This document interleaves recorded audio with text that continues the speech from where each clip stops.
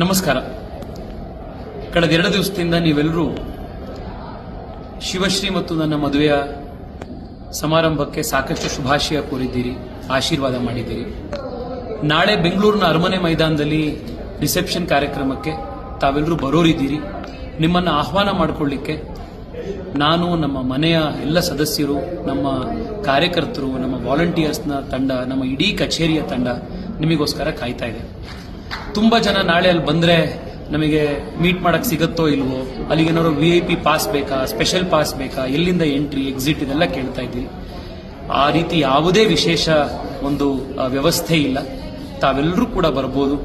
ಎಲ್ರಿಗೂ ಕೂಡ ಸುಲಭವಾಗಿ ಬಂದು ನಮ್ಮನ್ನ ಮಾತನಾಡಿಸಿ ಆಶೀರ್ವಾದ ಮಾಡಿ ಸತ್ಯನಾರಾಯಣ ಪೂಜೆಯ ಪ್ರಸಾದವನ್ನು ತೆಗೆದುಕೊಂಡು ಊಟ ಮಾಡಿ ಹೋಗುವಂಥ ವ್ಯವಸ್ಥೆಯನ್ನ ಎಲ್ಲರಿಗೂ ಆಗುವಂಥದ್ದು ಕಲ್ಪಿಸಲಾಗಿದೆ. ವಯಸ್ಸಾದವರಿಗೆ, ಸೀನಿಯರ್ ಸಿಟಿಸನ್ಸಿಗೆ, ಎಷ್ಟೋ ಜನ ಫಿಸಿಕಲಿ ಚಾಲೆಂಜ್ಡ್ ಇರೋರಿಗೆ, ದಿವ್ಯಾಂಗರಿಗೆ ವೀಲ್ ಚೇರ್ ವ್ಯವಸ್ಥೆಗಳನ್ನು ಕೂಡ ನಮ್ಮ ಕಾರ್ಯಕರ್ತರು, ನಮ್ಮ ಆಫೀಸ್ನ ತಂಡ ಮಾಡಿದೆ. ತಾವೆಲ್ಲರೂ ಕೂಡ ಬನ್ನಿ, ಆಶೀರ್ವಾದ ಮಾಡಿ. ಬಟ್ ನಂದೊಂದು ಸಣ್ಣ ರಿಕ್ವೆಸ್ಟ್ ಇದೆ. ಪ್ರತಿ ಸತಿನೂ ಬರ್ತ್ಡೇ ಆಗ್ಬೋದು, ಈ ಥರದ ಕಾರ್ಯಕ್ರಮಗಳಾಗ್ಬೋದು, ಮದುವೆ ಸಮಾರಂಭಗಳಾಗ್ಬೋದು, ಈ ಬುಕೆ ಗಿಕೆ ತಗೊಂಡು ಬಂದು, ಡ್ರೈ ಫ್ರೂಟ್ ಬಾಕ್ಸು, ಇನ್ನೇನೋ ಗಿಫ್ಟ್ ತಗೊಂಡು ಬಂದು ಕೊಟ್ಟು ಅದೆಲ್ಲ ವೇಸ್ಟ್ ಆಗುತ್ತೆ. ಬುಕೆ ನೀವು ಇಲ್ಲಿ ಕೊಡ್ತೀರಾ, ಅದನ್ನ ಫೋಟೋ ತಗೊಳುತ್ತೆ, 1 ನಿಮಿಷ ಕೈ ಇಸ್ಕೊಂಡು ಅದನ್ನ ಬಿಸಾಕುತ್ತೆ. ಅದರಿಂದ ಯಾವುದೇ ಉಪಯೋಗ ಯಾರಿಗೂ ಕೂಡ ಆಗಲ್ಲ.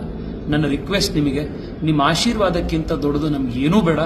ತಾವ್ಯಾರೂ ಕೂಡ ಏನೂ ಗಿಫ್ಟನ್ನಾಗಲಿ ಬುಕೇನಾಗಲಿ ಅದ್ರ ಮೇಲೆ ದುಂದು ವೆಚ್ಚ ಮಾಡದಲೆ ತಾವು ಹಾಗೇ ಬನ್ನಿ, ನಿಮ್ಮ ಆಶೀರ್ವಾದ ಮಾಡಿ, ಸತ್ಯನಾರಾಯಣ ಪೂಜೆಯ ಕಾರ್ಯಕ್ರಮದಲ್ಲಿ ಭಾಗವಹಿಸಿ, ಊಟ ಮಾಡಿ, ಪ್ರಸಾದ ತೆಗೆದುಕೊಂಡು ಆಶೀರ್ವಾದ ಮಾಡಿ ಹೋಗಿ.